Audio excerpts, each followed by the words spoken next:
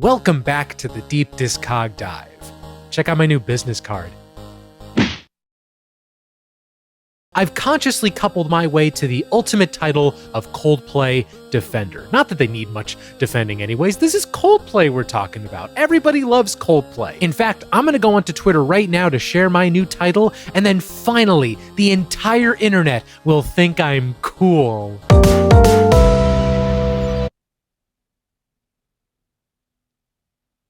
You guys hate him? Today, we're talking about Coldplay. Let's dive in. Is there anything I can do to make it better? Yes, you can make Chris Martin go away, now. Oh. I'm so sorry, guys. I didn't mean to cause any... No. It's not you personally. No. University College London in 1996. Two blokes, Chris Martin and Johnny Buckland, met during orientation week. They started writing songs the next year. When it came time to record demos, they added Guy Berryman and gave themselves the name Big Fat Noises. In 1998, Will Champion was added as drummer, just in time for their first gig in Camden under a new name, Starfish. But that name did not live as long as an actual Starfish. It was soon changed to Coldplay. That name came from a friend and fellow musician who was thinking of names for his new band. He had come across the Philip Horky book, Child's Reflections, Coldplay. He thought Coldplay sounded cool, but didn't use it. Later, in May 1998, Coldplay released the Safety EP. Their friend Phil Harvey helped fund it, and he eventually became the band's manager. Only 500 copies were made, but like most early band demos,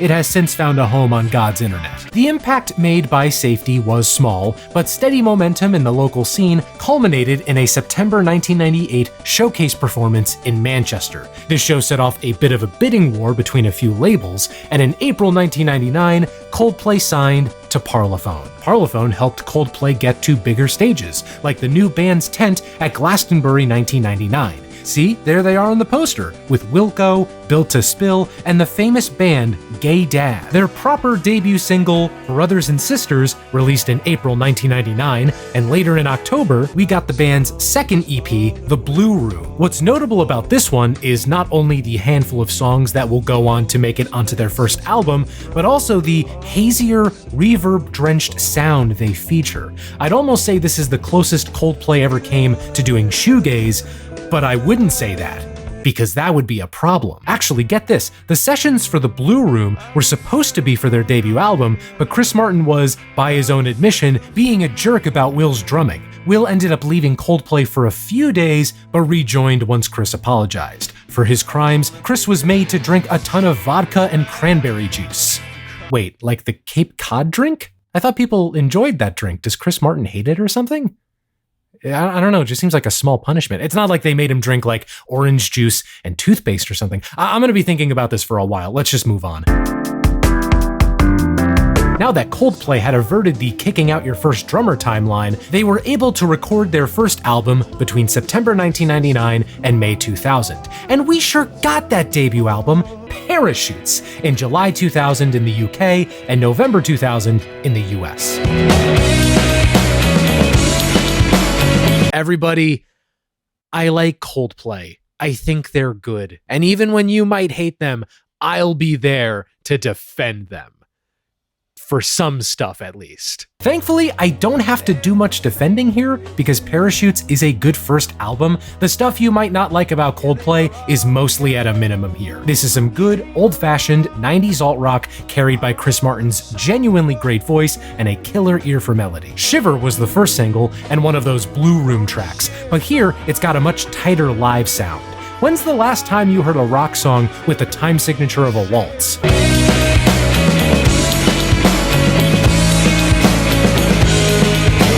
The interplay between the bandmates is great as well. I'm talking fun little bass parts sticking out in the intro and choruses.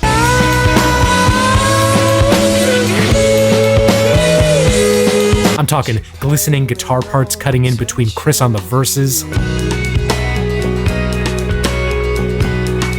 I'm talking Guitar Hero World Tour. Ooh, all of this combined to make Coldplay's first big hit. Also, as always, there's a playlist with all the songs from this video in the description. Go check it. But if we're talking big hits, we gotta talk about Yellow.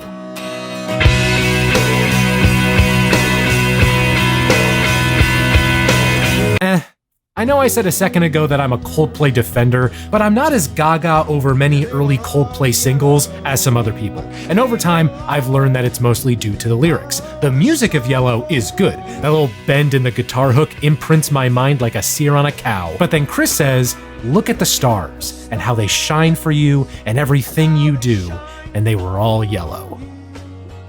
Okay, and what am I supposed to do with that information? A common complaint levied at the band is that Chris Martin, while gifted with a wide vocal range and melodic savvy, is not a good lyricist. Chris even said back in 2011 that their lyrics are a bit shit. I'll say something a bit more charitable. He is basic. The music of Coldplay throughout their history is what does the heavy lifting, and I think Chris's basic lyrics help convey an everyman quality that makes it easy to enter their music. I mean, if you were looking at the stars one night, numerous spheroids shining from millions of miles away, all surrounding you in the beautiful yet terrifying expanse of the universe, would you have anything more insightful to say than, "This reminds me of a color"? Point is, when Chris's basicness works, it allows just about anyone to understand the emotion conveyed, and when synced with the music, it makes for an immediate and intense hit of that good dopa-dopa. When the basicness doesn't work, we'll get there. Besides Yellow and Shiver, there are other songs on Parachutes too. You're kidding me. Opener Don't Panic is excellent. I vividly remember my first time hearing it and being struck with how weary Chris sounds. And the fact that it starts on an F major 7 chord. The best chord. Spies is a depiction of paranoia influenced by James Bond films. Trouble is about self-doubt over one's mistakes, guided by a phenomenal combo of Chris and piano. So I turn to run. High Speed is another Blue Room EP track, and on Parachutes, it still sounds hazy and atmospheric, which is good because I like that. Sparks, Everything's Not Lost, it's just good. Parachutes is a good record, and I'm tired of pretending like it's not. Sorry, I'm already getting into my defender mode. These days, Parachutes is held in pretty high regard, even for people who don't like whatever this is. Back in 2000, it was an immediate smash hit in the UK and a slow burn in the US. In fact, brief side note, skipping to 2004, but Don't Panic was featured on the Garden State soundtrack. That's freaking wild, right? In case you don't know what this is, which is definitely possible, this movie turns 20 next year, I bet some of you aren't even that old, Garden State was Zach Braff's directorial debut. It's most remembered these days for its Grammy-winning soundtrack, which helped break the Shins. You gotta hear this one song, it'll change your life, I swear.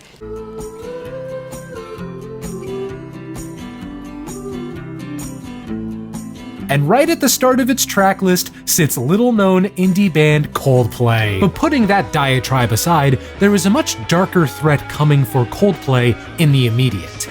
They would soon be compared to the band that did this.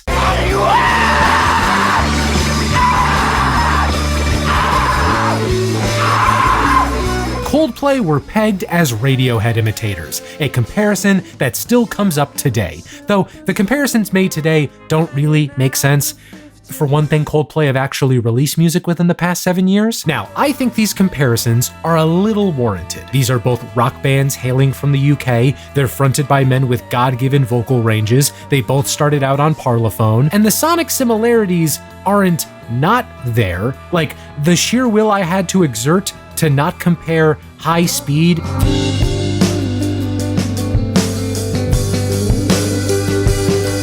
to Subterranean Homesick Alien.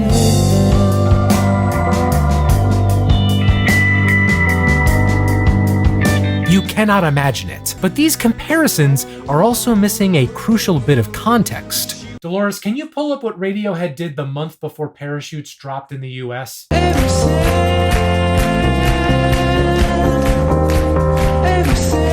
Right around this time, Radiohead put out an album that basically said, look, we are no longer interested in being the Radiohead you knew. We want to play with our synths and wake up sucking on lemons. And good on them, Radiohead's career turned out pretty great, and none of that would have been possible without Kid A. But there was a need in the market now for the pre-Kid A Radiohead sound, and damn it, Chris Martin was gonna fill feel it! Parachutes definitely gave Coldplay more attention, and that sudden influx led Phil Harvey to step down as manager. To all my Harvey heads out there, don't worry, he became their creative director instead, their fifth member in spirit. You know, George Martin was the fifth Beatle, and Phil Harvey is the fifth Coldplayer. He's been in that position to this day. In September 2001, after wrapping up their first tour, Coldplay started making a new record. And in August 2002, Coldplay gave us A Rush of Blood to the Head. Check out that cover. It's a previously existing work by Norwegian photographer Solveig Sinsbo, showing a woman's incomplete head and shoulder. That's cool. Up until this exact moment, I thought it was just a cool-looking bottle of Windex. Sonically, yeah, this is definitely a follow-up to Parachutes. The same alt-rock is there, but the piano has now become a main star in the mix. In the business, we call that pulling a Girls Can Tell. Lyrically, though, Chris really seemed to love Spies from the first record, because a consistent theme here is existential paranoia soothed by another person's love. I wonder what recent events would have made Chris feel paranoid. Anyway, Politic was recorded 2 days after 9/11. Oh. The lyrics show Chris asking people to open up their eyes and see what's actually going on in the world, but in contrast, the music is pummeling and sounds, to me, kinda cynical, at least compared to the calls for unity. It's an interesting balance that you don't hear much from the band. In My Place is a nice single. It sees Chris pleading a partner for forgiveness regarding things about himself he cannot control. The Scientist examines a failed relationship, Chris trying to logically deduce something so emotional. The music video's concept fits the lyrics perfectly. The entire thing moves in reverse, eventually turning into a seatbelt PSA. Though, there's one thing that nags at me. So if you play the video forwards, Chris and his girlfriend are in a car, it gets run off the road, it turns over a bunch, then lands directly on its front side with no previous momentum, then his girlfriend flies out. I imagine the scientist in this song is not a physicist. Chris moves backwards, but sings the lyrics in forward time, which isn't video editing, by the way. Chris spent a month learning how to sing the song backwards for this video. The title track feels like the emotional peak of the record, with an emotionally charged Chris seeking retribution against a former partner.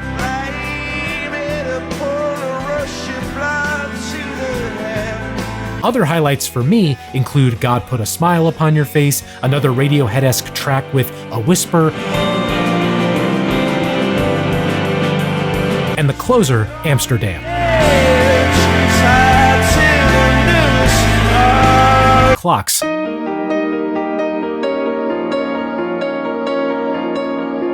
Get this, Clocks was added to Rush of Blood super late in the game, like after the record was done. Chris set it aside as a song for their third album, but Phil Harvey heard it and was like, "You stupid bitches." It is, by a wide margin, the biggest hit off Rush of Blood. It's a song that never fails to get millennials like me turned.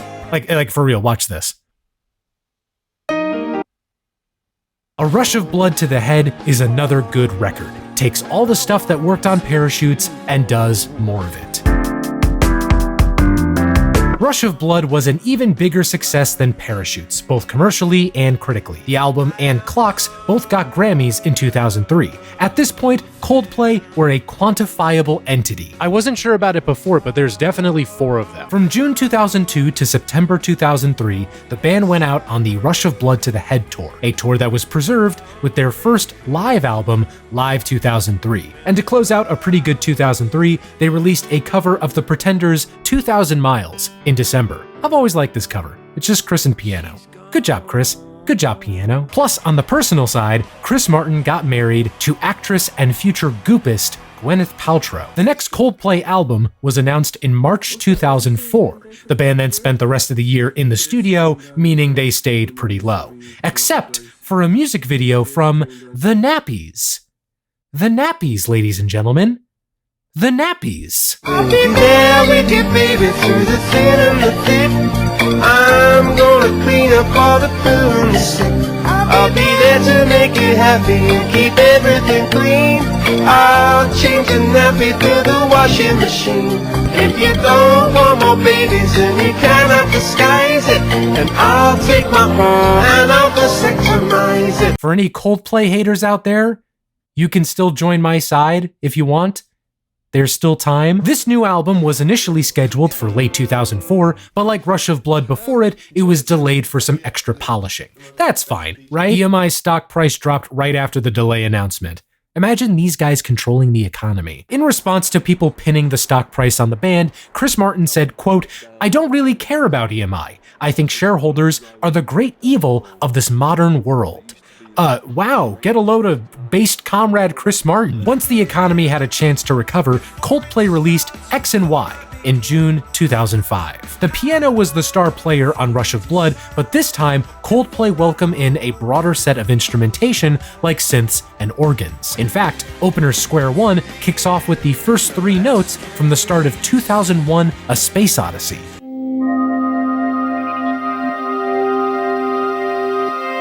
Does that mean we're getting a more synth-driven Coldplay? Don't ask for things unless you're fully prepared to receive them. It's more Coldplay. Before listening to this one, I'd thought X and Y was the weak link in Coldplay's discography, but honestly, I liked it. It's certainly up there in consistency with Rush of Blood. I've heard complaints that this album is overproduced. Honestly, I don't hear it. Call it a matter of hindsight. I mean, we've now heard Coldplay songs like this. X and Y sounds bigger than Rush of Blood, but whatever overproduction there may be just doesn't faze me. This time, Chris has swapped his existential dread with romantic dread. Most of the songs have Chris grappling with a tumultuous relationship, seeking forgiveness or pledging to change for the better, and he's matched by well-made tunes with some great musical details. The vocal harmonies on the chorus of What If,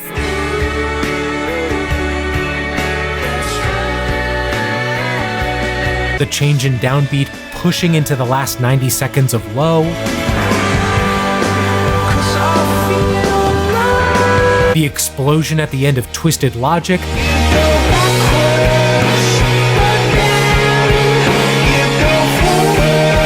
the beautiful melody of Swallowed in the Sea,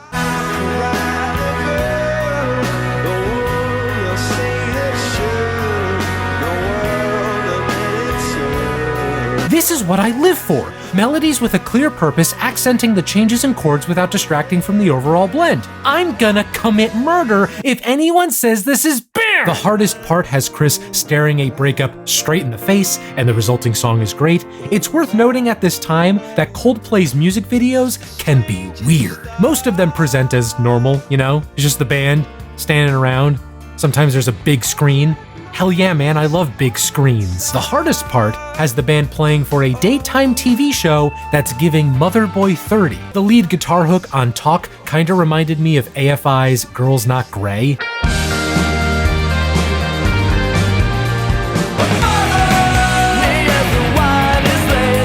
But then I learned the riff actually comes from another song, Kraftwerk's Computer Love.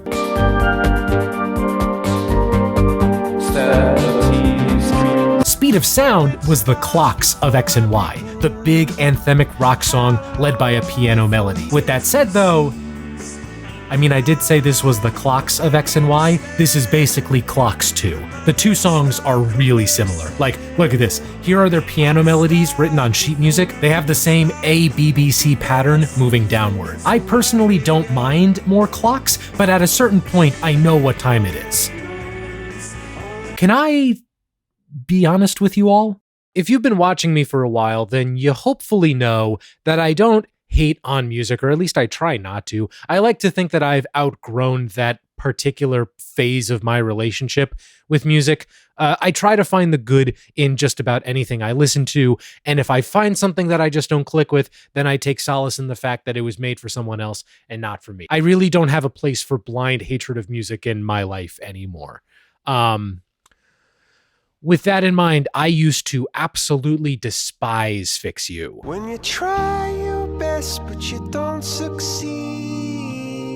Where are my manners? Let me introduce you to this thing that I don't care for. Fix You is X and Y's biggest hit and one of the band's biggest songs ever. Did I mention I don't care for it? If I was making videos in the 2000s, this song would have been my sworn nemesis, and I would have made a 90-minute feature film with terrible visual effects where I had to defeat it with the help of the annoying orange, the bed intruder guy, and my evil twin, Michael J. Snare. But with all that said, a lot of people like this song, and I would never hate them for liking it. Plus, I've learned in recent years that my hang-up with the song isn't musical. The music behind Fix You is alright, especially the explosive final 90 seconds. I'm a sucker for that guitar part that goes and those harmonies on the outro are sweet. My issues with Fix You are once again purely lyrical. First off, that title.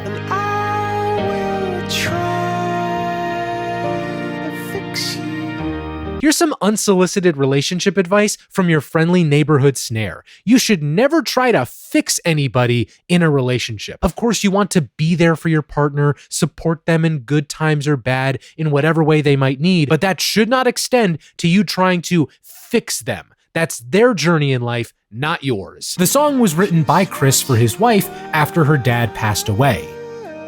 My guy, that grief doesn't get fixed, it just gets smaller with time. Aside from the title though, look at the words before it. Lights will guide you home and ignite your bones. Yeah, don't worry, Gwyneth Paltrow, the lights will bring you home and then they'll light you on fire from the inside.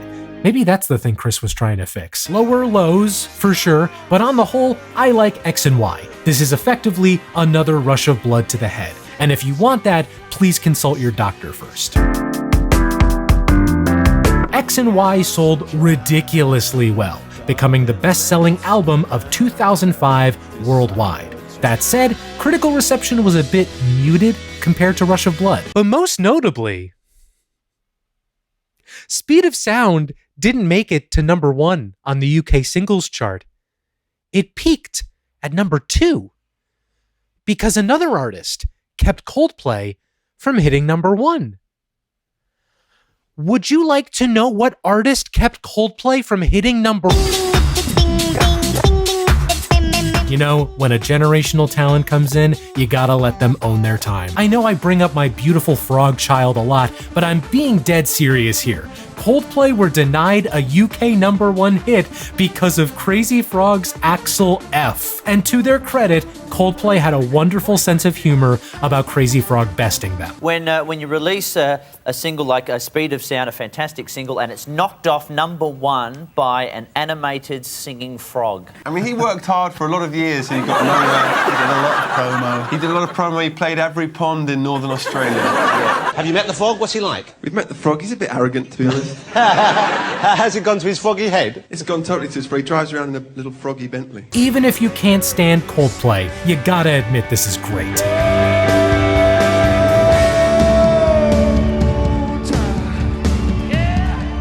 Crazy Frog, where are you now? There was no doubt by now of how big Coldplay were in 2005. By all accounts, they were the biggest rock band in the world. But in turn came a concentrated backlash. Many people saw them as the new U2, in that they were both kind of annoying. Perhaps most famously, the New York Times called them the most insufferable band of the decade. The harsh press didn't stop there. Like, check out this Onion article. Chris Martin claims to have written a great song. That's so savage, right? That was a Guardian article. A serious publication made that headline. I watched a spotty, nerdy, virgin singer perform. It was Chris Martin. Okay, in fairness, this article is actually very positive towards Chris and the band. It describes an A&R rep seeing them as they were just starting out right before Yellow and Parachutes took off, but why did that headline have to read them for filth? Did Coldplay deserve this derision?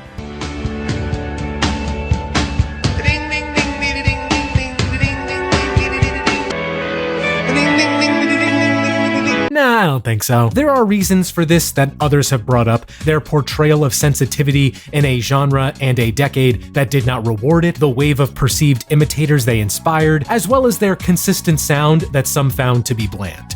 But I'd like to offer my take on that third one, so allow me to make a comparison to another often lambasted artist, Taylor Swift. About a week ago, Taylor Swift was named Time's Person of the Year, and I saw a lot of people complaining about it. Specifically, how bland she is as a public persona, in their opinion, not mine. How her blank outward appearance has allowed her to achieve mass appeal and effectively print her own money. Again, that's their opinion, not mine, don't kill me. I think Coldplay were, and to some extent still are, disliked for that same reason. I like the band, but I wouldn't say that you would find much material in their discography that is challenging. And if you're looking for deep lyrical insight about the human condition, remember Chris's own words. But I will posit that not every bit of music we listen to has to challenge us to be good. It all comes down to the value delivered by an artist, and it's different for each one. Sure, sometimes you want an artist to crack your skull open and break your brain's idea of what music is, but other times you just want well-made songs about universal emotions that you can show your mom without her saying, "They're scaring the what?" Coldplay have been chasing the universal ever since their first Big Fat Noise, and I think they've done a good job of it up to this point. At the end of the day, it's about the music.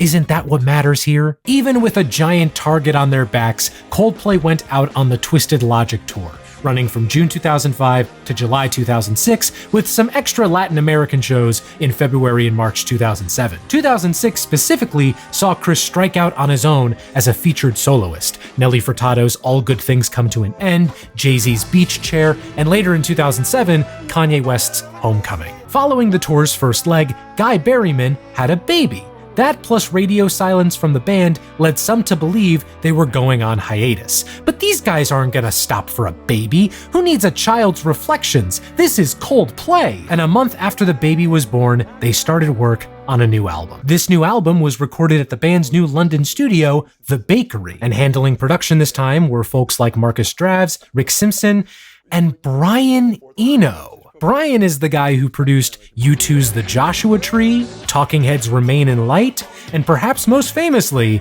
David Bowie's Berlin Trilogy. Sure, you won't beat the U2 allegations, but if you want artistic credibility in rock music, partnering with Brian is a great step. In June 2008, Coldplay released Viva La Vida, or Death and All His Friends. When a young middle school Mike checked out this album, it was in pieces. I used to do this with albums, some of which are among my favorites of all time. The first piece I heard was, of course, the album's biggest hit, Viva La Vida.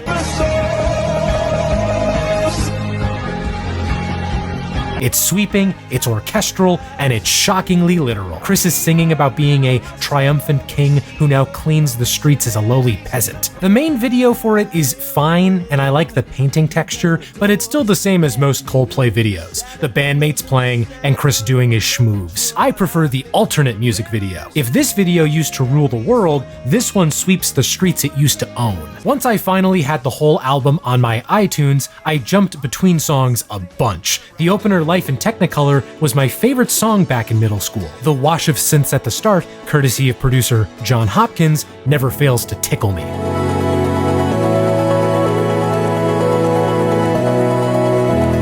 Lost brings back the X and Y organs and some good old-fashioned stomp-stomp claps. 42 moves between a slower-paced ballad, a dynamic build carried by guitars and strings, and a more triumphant finale. My favorite part is that middle section. I kind of wish it went on longer.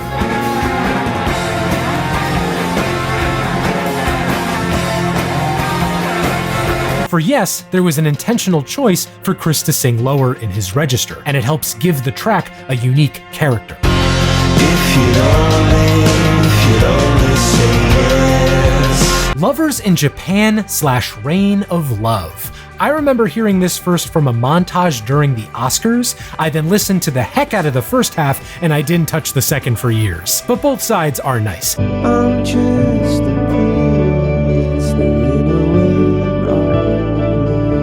It, along with 42 and Yes, represent the start of the band's occasional practice of packing multiple song fragments into one. Oh, and the last 4 songs on this album, ooh boy! Viva La Vida, of course, then Violet Hill. Violet Hill reminds me of Politic with its pounding energy and kinda sorta, at least for Coldplay cynicism. Turns out there's a reason for that. This is a mild diss track towards Fox News.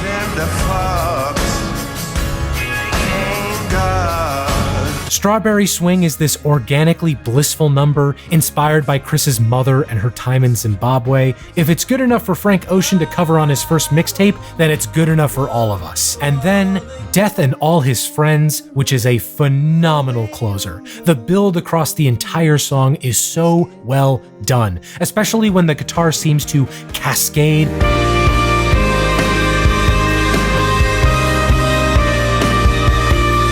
And the song reaches that cheering refrain. I don't wanna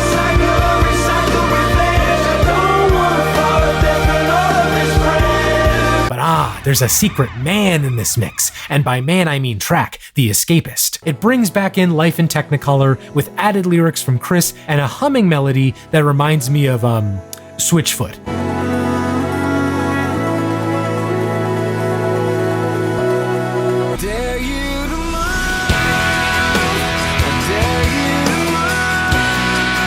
Viva La Vida is great. It's basically all killer, no filler. Even if you believe to reject the good word of Coldplay, give this one a listen. I think you'll be surprised.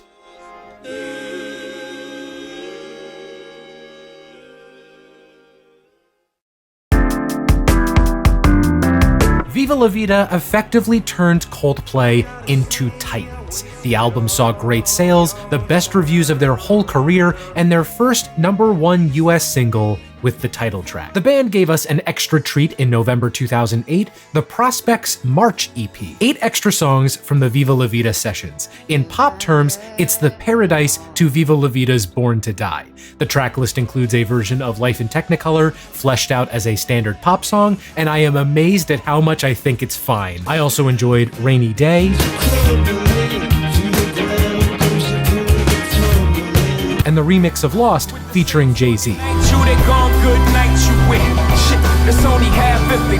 That same month, Chris, a man in his early 30s at the time, said bands shouldn't go on past the age of 33, just like me. He later revised that statement to mean, treat everything as the last thing you do. Coldplay went out on the Viva La Vida tour from July 2008 to March 2010. About halfway through the tour, in May 2009, they released a live album as a free download from their site. Left, right, left. If you put in a few more inputs, it becomes a cheat code to bring Chris Martin directly to your house. And that same month, Chris not only confirmed a new album, but said it would be stripped down. That would be the last we heard about a new album for a good bit. The only new music following Viva La Vida was Christmas Lights in December 2010. I love melancholic Christmas songs, and this is Coldplay's entry into that great pantheon. Nice. In June 2011, Chris hinted that the next album title would start with an M. That could mean anything. But we soon learned what that M stood for. In October 2011, Coldplay released Mylo Xyloto. So how did that stripped back acoustic album come out? It didn't. That's right, everybody, light up your pitchforks because Coldplay have gone pop. Mylo Xyloto is the first major change of sound for the band so far. Funny, because this has a lot of the same personnel as Viva La Vida. Brian Eno is even back as producer. Other Coldplay albums sounded giant, with giant being all caps in bold font. But this one sounds giant with a colorful gradient and some sparkles. Just listen to the first single, Every Teardrop is a Waterfall. And look at the lyrics. This is basically an early 2010s EDM song with a Coldplay coat of paint. But it's pretty fun. When Mylo's songs work, they're not only epic, but euphoric. Charlie Brown is such an underrated song. You look at that title and you're like, hey, that blockhead, he owes me $30. Then you hear it. I adore that little measure of 2 they shove in on the chorus. Listen to it again.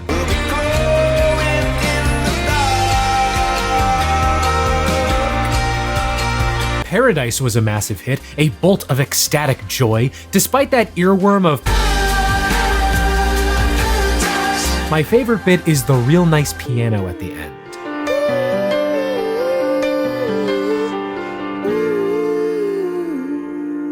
Princess of China has not only a feature by Rihanna, but a sample from Sigur Rós.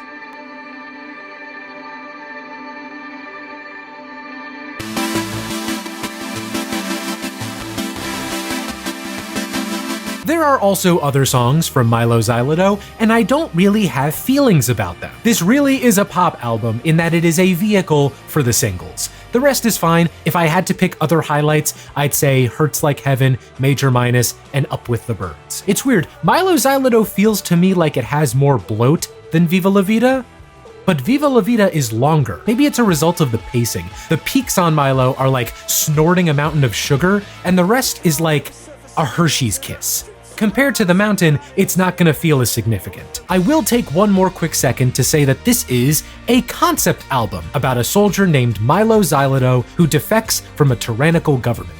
There are deeper meanings for those who wish to engage with the album at that level, like how the song Major Minus is about the leader of the aforementioned government, or how Paradise is about the girl Mylo meets who leads him to reconsider his position as a soldier. However, I don't think you're missing much if you choose not to engage with that. Mylo Xyloto was another giant sales success, though critical reception was a smidge weaker than Viva La Vida. December 2011 saw the band kick off the Mylo Xyloto tour, and I should say now that this is a big inflection point for the band. Even as they will continue to release albums of varying quality, the one thing most people agree upon is that their live shows are great. Like many other artists, you could argue that Coldplay's main export in the 2010s and 2020s so far has been the concert, with the album as secondary. And not only do they put on great shows, but they've actually innovated in the space as well. For example, if you went to the Eras tour, you would have gotten one of those LED wristbands that lights up in sync with everybody else's wristbands and the show in general. That was Coldplay.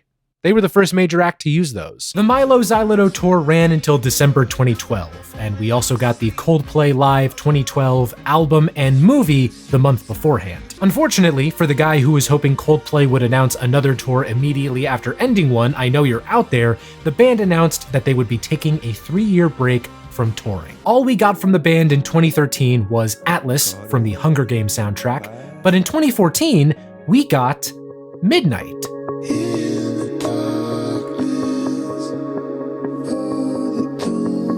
Oh.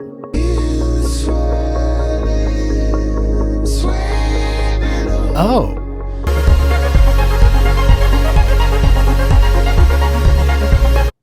I'm sorry, but that was like really good, right? I'm serious, y'all. I immediately loved Midnight. It felt like a breath of fresh sonic air after Mylo and Viva La Vida. Here was the band who was going bigger and bigger with each new release, quieting down and wringing emotions from the intimate. It got me really excited for Ghost Stories, which released in May 2014. So it's now time that we reveal the elephant in the room.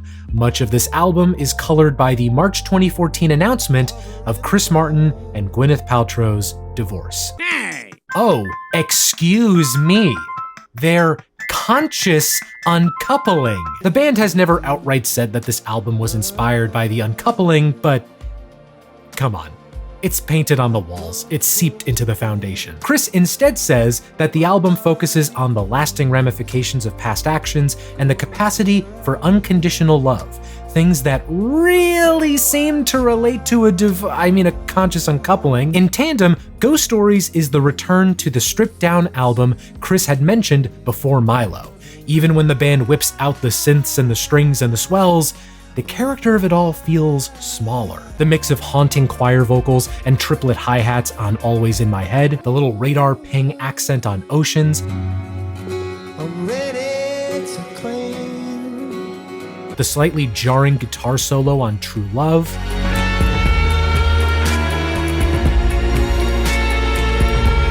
the processed vocal sample on Another's Arms. Even the album's proper lead single, Magic, is, compared to past singles, so subdued. It's just shocking to see this band scaling back and making this quirky little electronica pop album. And then there's this. So we've got to talk about this one in two separate contexts. First, on its own. A Sky Full of Stars is the biggest hit off Ghost Stories. It was the only track here produced by the late Avicii. It's a giant EDM track with a 1-5-6-4 chord progression designed to get anyone who was depraved enough to exist in 2014 out on the dance floor. It's good on its own.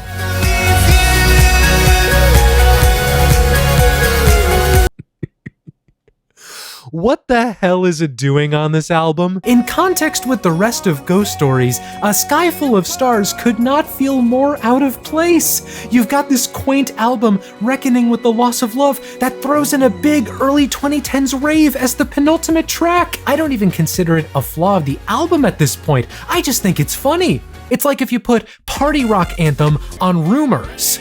Actually, no, it's like if you put Party Rock Anthem on Carrie and Lowell. Not even that, it's like if you put Party Rock Anthem on A Crow Looked at Me. The album does close things off well though.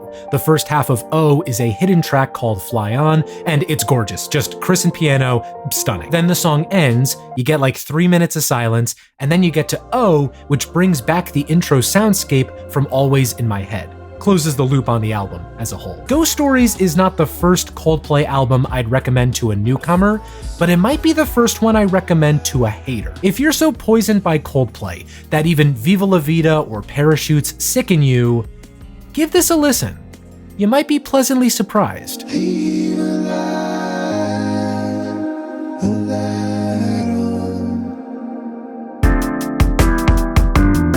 Ghost Stories sold fine, and A Sky Full of Stars gave Coldplay a top 10 hit, but reviews were the least enthusiastic of any Coldplay album yet. From April to December 2014, the band went out on the Ghost Stories tour. Though, to be fair, the Ghost Stories tour was only 6 dates across the world. It was barely a tour. If you want to hear it, check out the associated live album. The same month after the tour ended, Chris spoke with Zane Lowe about the next album that they were already working on. He even said this next record might be their last, comparing it to the 7 Harry Potter books. Remember, this was late 2014, so I imagine Chris envisioned himself enjoying the fruits of a long career like what J.K. Rowling could have done instead of what she currently does. About a year later, in December 2014, Coldplay released A Head Full of Dreams. A Head Full of Dreams is Coldplay's boisterous return to euphoric pop music and I get it. But it's got some of their most exuberant songs that can make you feel on top of the world and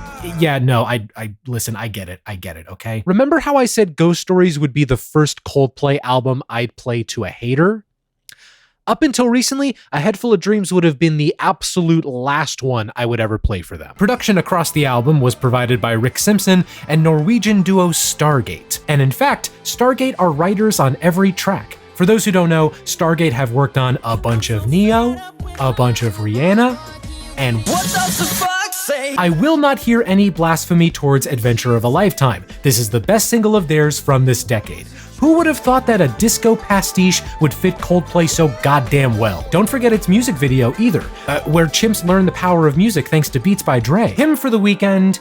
Wait, in my script I misspelled it as The Weekend, like the guy. It's just a giant track about getting drunk and shooting weed and having fun with someone you love. I feel like I should grimace at this, but the production matches it without shame, so I can't hate it. That last minute or so cinches it for me. I really enjoy it.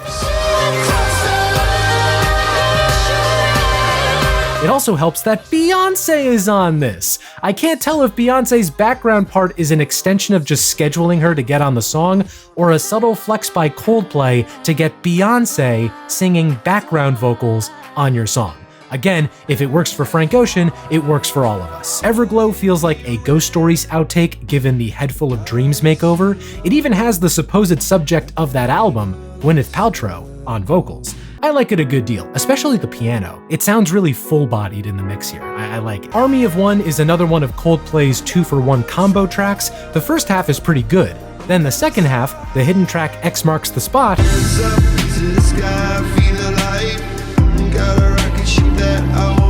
terrible. It's terrible. One of the worst Coldplay songs yet made. I will gladly hear any blasphemy towards it. Amazing Day is gorgeous, Birds is bouncy and upbeat, Up and Up is fine to me, but it was a bit of a hit, so there's that. When A Head Full of Dreams hits, it hits hard. It hits like a rush of blood to the head full of dreams. A Head Full of Dreams got okay reviews, but damn good sales. It was certainly a commercial revival for Coldplay, which they commemorated by playing the 2016 Super Bowl halftime show. Oh, you don't remember that? Well, there's a good reason for that. It's probably because halfway through the show, Bruno Mars, fresh off Uptown Funk, and Beyoncé, right before Lemonade, come in and steal the show. That's not even to say that Coldplay were bad, they were good, it's just, yeah, this was the actual show. From March 2016 to November 2017, the band went out on the A Head Full of Dreams tour, later preserved via Live in Buenos Aires in December 2018. But the band was surprisingly consistent with new music during this tour. For example, I want something just like this. did you know this is Coldplay's biggest song? At least if you're going by Spotify streams, make of that what you will. But something just like this, their collab with the Chainsmokers, the guys who don't eat before 8 p.m., was huge. I'll be honest, I don't hate it. Maybe it's because they've already done EDM, but this feels pretty tame for the band. In July 2017, we got some outtakes from Head Full of Dreams in the form of the Kaleidoscope EP. I will take this time to say, All I Can Think About Is You, excellent song. One of their best this decade, and a surprising return to, of all things, the sound of the Blue Room EP. Everything is upside down. Chris is swimming in that reverb, my lord! Miracles has some cool synths at the start, the rest of the song is fine. There's a verse from Substantial Sean. No new music after that until November 2018. Global Citizen EP1. This was released in tandem with the festival of the same name. Actually, wait, forgive me, this wasn't released by Coldplay technically. It was released by a band called Los Unidades. Are we in for a major sonic shift from the band? Nah, it's still Coldplay. Or at least the lead single, Elo, is Coldplay with African and Latin American influences and some Pharrell vocals, no less. It's pretty cool to see Coldplay bringing in new musical styles like this. I wonder if they'll do that again at some point soon. In fact, let me check my script and see.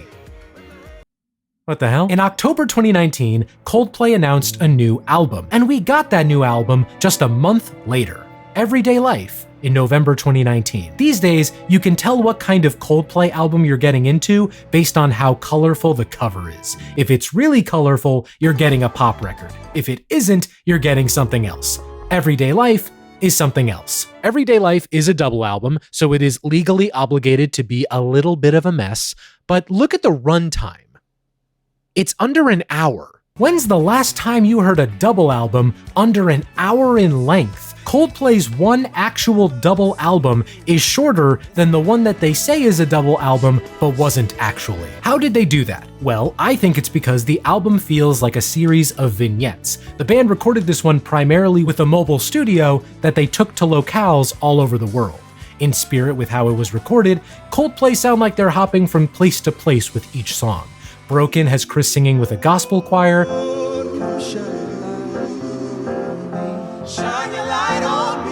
Echo is an acoustic guitar-led waltz. When I Need a Friend is a church hymn with the London Voices Choir. Children of Adam is mostly instrumental with the reading of Sadi Shirazi and a John Coltrane sample. Some people might call it poverty tourism, and I might not be the right person to say if that is or isn't true, but I would slightly disagree. You want to levy that complaint against, say, the music video for Hymn for the Weekend? Go for it. In that one, they're just in India while singing their song about getting drunk and high. But to me, this seems like a genuine attempt to reflect a greater worldview through the lens of Chris Boy Me Martin. One thing we will not be doing is dissing Arabesque. This is the midnight moment of Everyday Life. Coldplay are backed by this horn ensemble that grows bigger and bigger with each appearance. The centerpiece is the sax solo performed by Fela Kuti's son, Femi.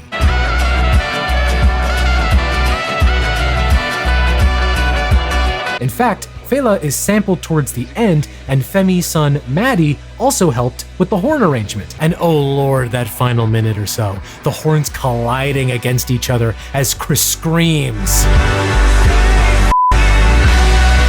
Oh, that's right, Chris swears on this song. First time he's ever done it on record, and the second time is on Guns. Everyone's gone crazy. Speaking of guns, what a sardonic take on gun violence this is from Chris Martin. I just didn't expect him to speak on the American industrial complex that prioritizes firearms overall. Incredibly based take, Sir Martin. And while we're talking about political statements, Trouble in Town is mostly just general foreboding from Chris about the state of his environment. Cool, that's a motor vehicle ID, right? You're getting smart because you'll be in a car with him. Until they play a recording from 2013 involving a Philadelphia police officer racially profiling and harassing someone. Is that X your middle name? Cool, that's a motor vehicle ID, right? You're getting smart because you'll be in a car with him. I'm just smart ass. Imagine being that cop. Imagine your racist tirade etched into history forever on a Coldplay album. Like, okay, if you were going to be racist, don't. But if you still decided to be racist and your racist tirade was used in some song, you'd hope it would be by, like, Run the Jewels or Kendrick Lamar. But Coldplay? You were so racist that you got Coldplay's attention? Dude, you messed up. The way the song builds around that recording and then explodes right after makes it even more affecting. Though Trouble in Town does also highlight that consistent quirk of Coldplay's, the tendency of going too general with the lyrics. If it weren't for the sample, the song wouldn't hit as hard. The same quirk also shows itself in the opposite way, if that makes sense. In the grand pantheon of Coldplay lead singles, Orphans is weak, but Chris is fairly pointed in the verse lyrics. He directly references the 2018 bombing of Syria, describing the promising lives of young people ended too soon by warfare. But the chorus, I feel, sands down the edges too much. I'm specifically thinking of the SNL performance where the collection of dancers makes me feel like I'm watching a Target ad. And then there's the title track, which is also quite general, but I don't mind it here. I remember feeling let down by this track on first listen. I thought Coldplay were capping off this record with bland platitudes about how everyone hurts and everyone cries, nothing that actually fixes any issues they brought up. But as I've gotten older, I've realized I don't know how else they could have done it. Coldplay have always aimed for the universal, and yeah, man, everyone does hurt. Everyone does cry. Maybe I'm just getting sappier in my old age. I'm not even 30. Everyday life can't help but feel messy. But that feels like an honest quality of the record and not a flaw. It puts forth a positivity, a humanity, a respect for the world in its totality, for better or worse, that I think is genuine. It's not some masterpiece, and I don't love every song, but I respect it.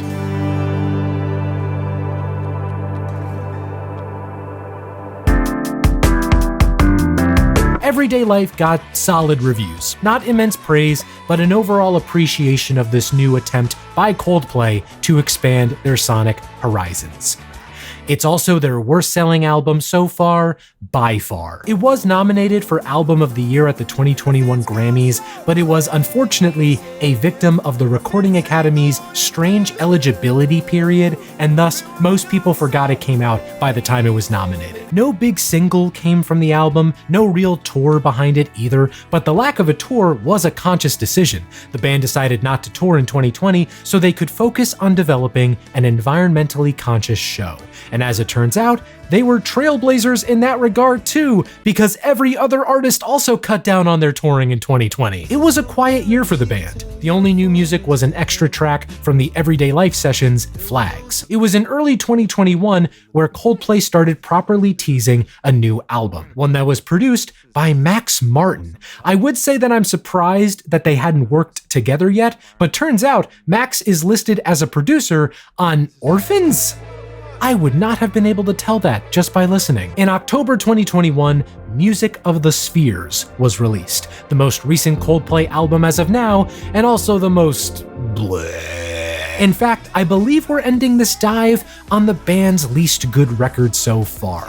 But that doesn't mean I think it's terrible. I am gonna defend it a teeny bit, or at least rationalize it. Because here's the thing, I think it's weak, because it tries to marry both sides of modern-day Coldplay, the bombastic pop chart toppers and the reserved experimenters. In fact, a lot of Music of the Spheres feels like a second mass appeal attempt at everyday life, with some Mylo Xyloto thrown in. If you spend enough time with the promotional assets for this album, you'll find repeated phrases like, "We are all one in the universe," "We are made of music," "Everyone is an alien somewhere." That last one in particular would not have been out of place for Everyday Life. Repackaging the same general message in a more accessible way is a noble pursuit, and after Everyday Life didn't click in terms of sales or singles, I get why the band might want to do that. The issue, though, for me, is that we're back to the Orphans dilemma, where any greater messaging the band tries to communicate is so meticulously packaged for the masses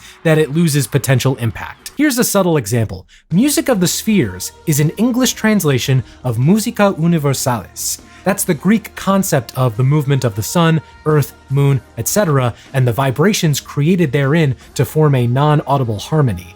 Musica Universalis would be such a badass album name, and they translated it. It's not even a difficult phrase to understand. It's literally universal music. Let's talk about some positives. Higher Power, the lead single, is great, refining the synth pop from Mylo Xyloto and packing an excellent hook. I'm like a broken record and I'm not playing rap. Just cynical, I bet you kill me. I'm sorry, could you say that one more time? Just cynical, I bet you kill me. Dresser neck orb ankle me? Just cynical, I bet you kill me. Drunker nay cord a kill me? Just cynical, I bet you kill me. Genius says it's Drosser nekorb I a kill me. What is that even? Oh. It's I'm like a broken record. But it's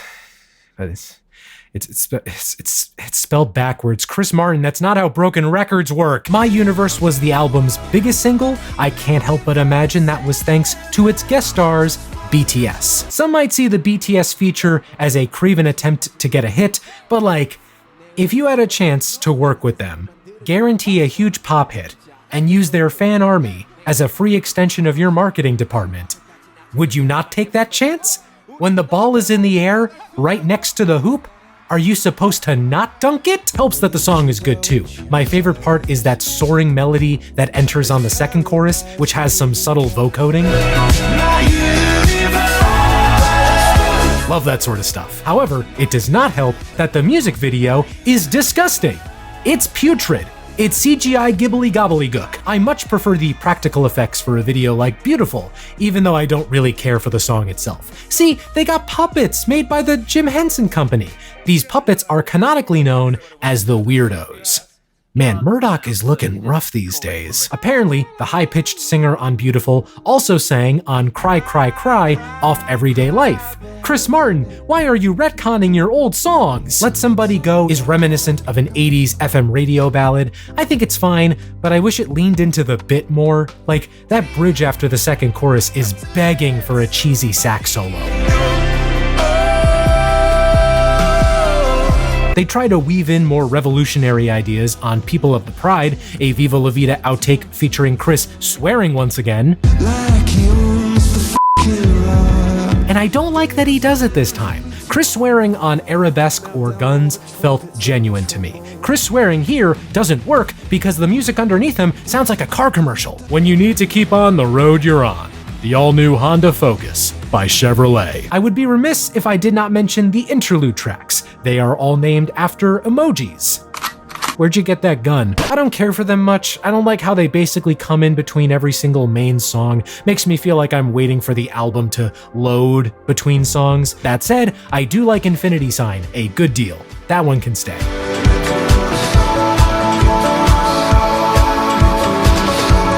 If there is one moment where Coldplay get to have their cake and eat it too, it's the closer, Coloratura. This is, in my opinion, the finest closer they've made since Death and All His Friends. The longest song Coldplay have ever made too, and it earns the runtime. Sure, it's got a great melody, but there's shifts in time signature, long sections of orchestral flourishes, a goddamn guitar solo. I would love to see Coldplay continue to create longer, more involved songs like this. Last thing to mention, like Mylo before it, we've got a concept record on our hands. It's a set of general stories taking place in the planetary system known as the Spheres, with each song representing a different planet in said system. And like Mylo's story, you do not need to engage with this setup in order to enjoy the album, unless you really want to learn the languages used on each planet. I think Music of the Spheres is a record that was made to be toured. In fact, I don't even have to think that. Guy Berryman said as much in the book for their current tour. I see the live clips and the music videos from the concerts, and yeah, sure,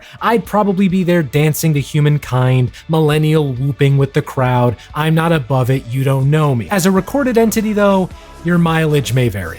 It's replaced Head Full of Dreams as the last Coldplay record I would show to a hater. At least check out Coloratura.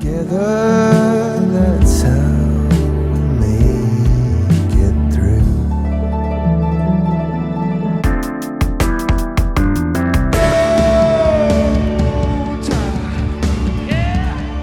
Crazy frog, where are you now?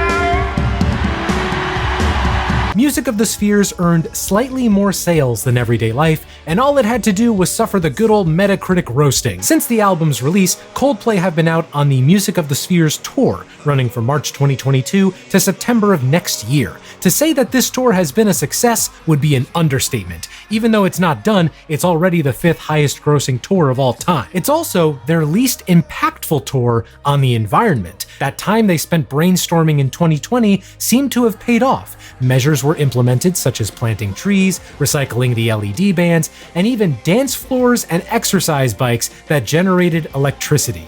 There was some criticism over the band's partnerships with companies like Neste and BMW, but an MIT study on this tour found that CO2 emissions had dropped by 47% compared to the Head Full of Dreams tour. That's pretty cool. I'm interested to see how those numbers look by the end of this tour. Coldplay should also be dropping new music relatively soon. A new album is apparently on track for an early 2024 release called Moon Music. Chris called it Music of the Spheres Volume 2. But Nile Rodgers is going to be on it. So, Coldplay. I'm glad they're around. I'm glad they're still out here trying. I see people sometimes comparing them to Maroon 5, bands with one identity in the 2000s that quote-unquote sold out in the 2010s. Those people are wrong. The two bands are completely different beasts. Let's try this. Here's a clip from a Maroon 5 song. Hey, baby, this is who I am. I shouldn't have to say it for you to understand. Now, is this song from their album 5 or their album Geordie? Trick question, it's from their album Red Pill Blues, ya fake fan. But Coldplay? Sure, the early records all have a consistent style, but since Viva La Vida, each record sounds different from the last. Say what you will about the results, but they're always trying something new. I believe they are an overall net positive in popular music, and I hope to keep seeing Chris schmoove for several more years to come. If you want to get into Coldplay, the first 4 albums by them are a very consistent kind of good, and I think they are a good starting point. And if you want more Coldplay after that, I would recommend Ghost Stories, A Head Full of Dreams, and Everyday Life. And if you enjoy in-depth looks into often maligned pop bands, check out my deep DISCOG dive on Maroon 5.